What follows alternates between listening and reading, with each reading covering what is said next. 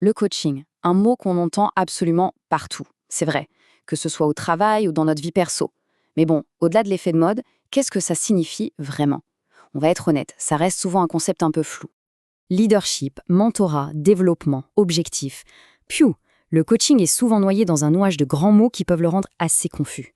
L'objectif aujourd'hui est simple, on va essayer de dissiper ce brouillard pour y voir plus clair et vraiment démystifier ce qu'est et surtout ce que n'est pas le coaching.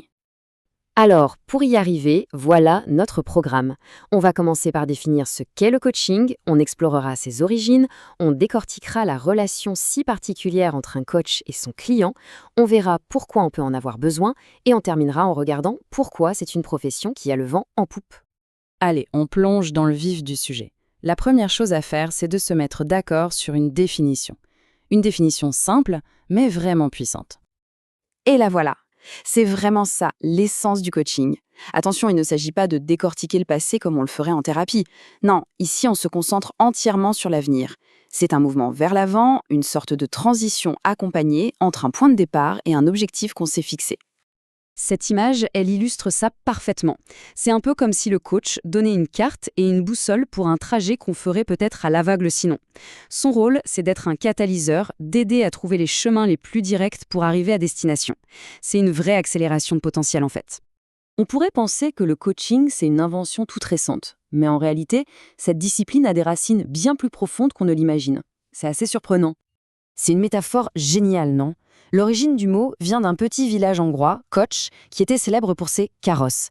Cette idée de transport, de faire passer quelqu'un d'un point A à un point B, eh bien c'est resté au cœur du concept moderne.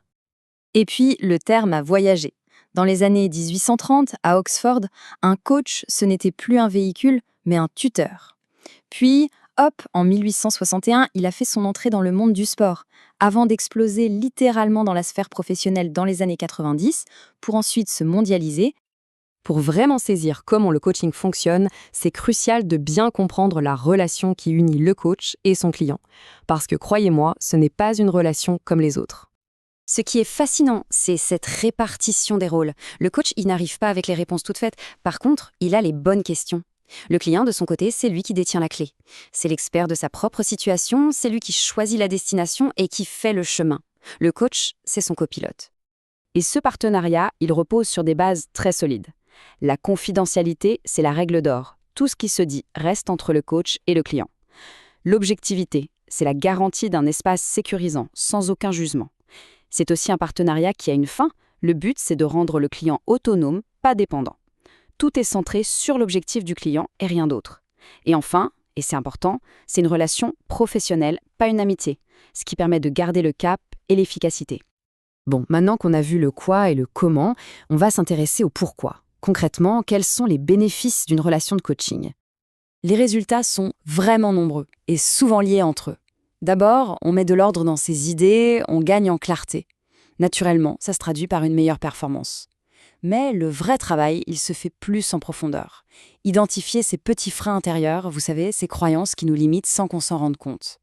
Et la conséquence de tout ça, on atteint ses objectifs bien plus vite. Un peu comme une fusée qui trouve enfin sa bonne trajectoire. Cette citation, elle vient du monde du sport, là où tout a commencé, et elle résume parfaitement l'idée. Le plus grand défi, la compétition la plus importante, elle se joue à l'intérieur de nous.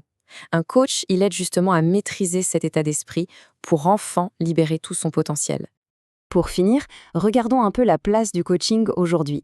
Ce n'est pas juste un phénomène passager, mais bel et bien un domaine professionnel en pleine croissance. Et là, accrochez-vous bien parce que cette statistique est assez folle. Le coaching est la deuxième industrie avec la croissance la plus rapide au monde. Rien que ça. Ça en dit long sur le besoin qu'on ressent tous, individuellement ou en entreprise, de s'adapter, de grandir et de performer dans un monde qui change à toute vitesse. Au final, après avoir un peu tout décortiqué, la question la plus importante, ce n'est plus qu'est-ce que le coaching? Non. La vraie question, celle qui reste, elle est bien plus personnelle. Quel est ce potentiel qui sommeille en chacun de nous et qui n'attend qu'une chose, c'est d'être enfin libéré?